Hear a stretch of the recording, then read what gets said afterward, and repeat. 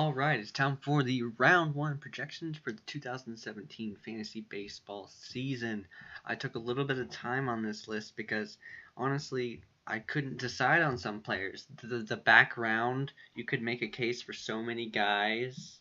I think the top six are undisputable, and really, 6 through 8, you can't not, well, 7 through 9 you can't not include in the first round just on order wise, but the back picks were pretty loaded with some good players, and I had to leave some guys out that I didn't feel comfortable leaving out.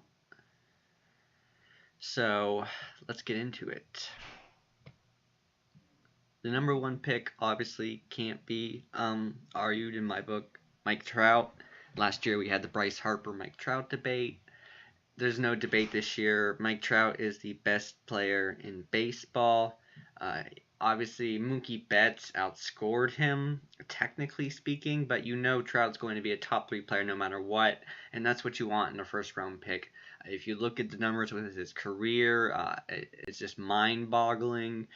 There's no argument that can convince me that you put Betts over Trout. I would 100% go Trout every time, unless it's some weird format, but this is just a general overall sense. But obviously, the same argument can be made that Mookie Betts cannot be argued that he has to be number 2. I think that's pretty clear. Great Boston lineup. He steals bases. He hits home runs. Now, a lot of that is aided by the ballpark he plays in. I don't think the home run distance for Betts was that long. And we might say a little bit of regression in that department, but it's still pretty clear he has to be number 2. Then number 3, I'll take Josh Donaldson, which is kind of a break from what a lot of people, you hear Jose Altuve number 3, and there's a couple reasons for that. One, Altuve doesn't steal as many. He stole a good amount of bases, but he doesn't steal as many as he used to. Goldschmidt actually outstole him this year, which is more of a surprise on Goldschmidt's part. We didn't think he would steal that many. But I think Donaldson has to go number 3. I want that power, and I don't think Altuve will give you the same power that he gave you this year. But obviously, I will take Jose Altuve number 4. These 4 right here just cannot be argued, I think. No matter what order you put it in, if you switch Jose Altuve and Donaldson, these are the 4 that are set in stone, that they are the top 4 picks, in my opinion. But number 5 is Paul Goldschmidt. He stole a ton of bases this year, which was pretty surprising. The power went down. I think that's just a fluke. I think he'll be a 30 homer guy again in 2017. Hopefully the stolen bases, if he can have as many next year as he did this year, he is definitely worthy of a 5th round pick. He was going 3rd last season for the most part, behind Trout and Harper. But he's really cemented himself. He did nothing to disappoint you with that pick. So he's definitely, in my book, a top 5 pick. Number 6 is Kris Bryant. Now, this is where some of the order kind of gets muddled. You can't not, in my opinion, Bryant has to be in the first round, but do you take him over Arenado, things like that, and that's something I struggled with, Arenado versus Bryant, but I think I settled on Bryant. He obviously probably going to be MVP this year for the National League, unless Rizzo splits votes with him, but definitely Bryant number 6, and then Arenado's number 7. He's the 40 homer, 120 RBI guy. He's had really high RBI in totals 2 years in a row. And I think he'll give you a little bit less batting average than Bryant. But I think he'll give a little bit more power. It depends on what team you're making. I have no argument flipping the 2. It's just my own personal order. I think Bryant will be a little bit better, but obviously it's so close that it doesn't really matter that much.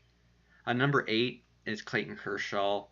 And this year coming into it, I thought, wow, there's so many aces out there, I mean, you don't really need to get one in the first round. Although I did take Kershaw and a league or two in the first round towards the end, but um, this year proved that sometimes you just can't find pitching on the wire, and the aces who we thought were aces, Chris Archer, for example, they weren't aces this year, and the value of having by far the best pitcher in baseball just can't be overstated.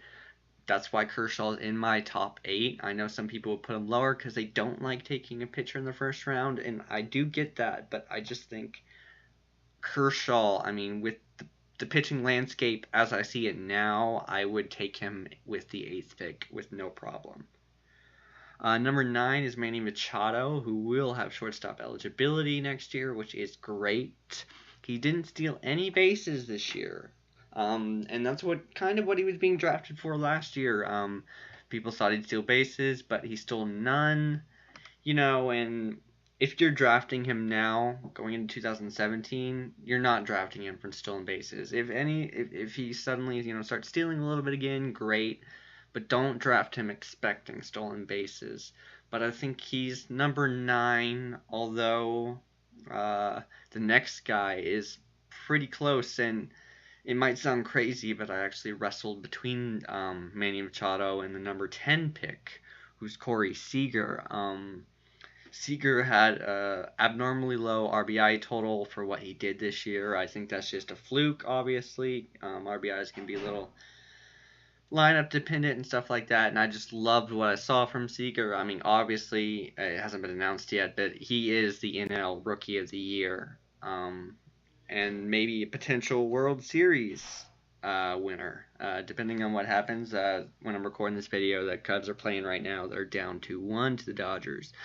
But I am a sucker for high average hitters. I love them. I really dislike low average hitters, and that's why I got Seager as high as 10th. I love what he did, and I would love to have him on my team next season.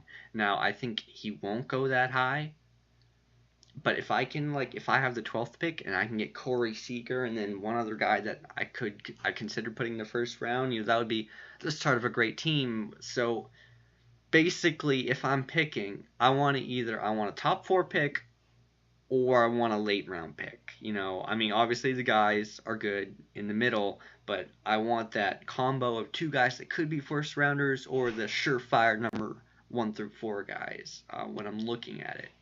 Number 11 is Charlie Blackmon, and he had what can be considered a career season. He showed a lot of power. He didn't steal a lot of he stole bases, but not a lot for him, and I just think that's because of the injury he had this year.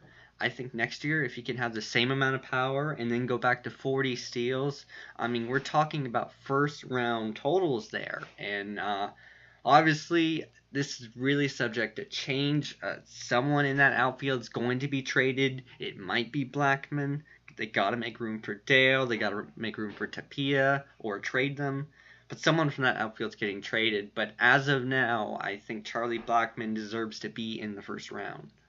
And then number 12 is Anthony Rizzo, who did nothing to disappoint us in 2016, but he did nothing to really move up, in my opinion, either. He was being drafted around here, or maybe a little bit above, in the 10-12 range usually, occasionally a little higher, but first base is just so deep. I mean, you look at this list and you got 2 first basemen. You got Goldschmidt and Rizzo. But, I mean, you got guys like Edwin Encarnacion. It'll be interesting to see what team he goes to. I mean, I think he would get a huge value bump if he goes to, say, like Boston. And then you got guys like Miguel Cabrera, Joey Votto. Freddie Freeman took a huge step this year.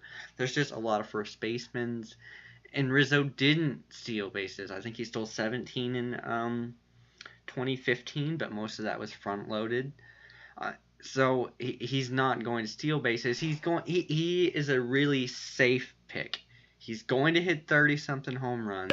He's going to have a 280 average. You know what you're going to get from him. And obviously he plays in that great lineup. But I don't think he's going to take a step forward. I think what we're seeing now is who he is. So those are my 12. Comment below if you think I missed someone like Harper. Obviously, I struggled with do I put Bryce Harper in my first round? And I just couldn't. Some people are talking about Trey Turner. Is he a first rounder? And I don't think he is. I don't think you can make an argument for him over any of these guys. The video cut out on me if there's an awkward pause, but what I was saying was I don't think you can justify Trey Turner over any of these guys. Harper, I did have a hard time leaving. I'm not the biggest Harper fan in the world, but he's not 2016 bad. So those are just some of my thoughts. Comment below. Do you agree with my picks? Would you change the order, or would you change complete players out of it and in it? So I'm curious to think what you guys think, because this is just my personal list. So let me know below.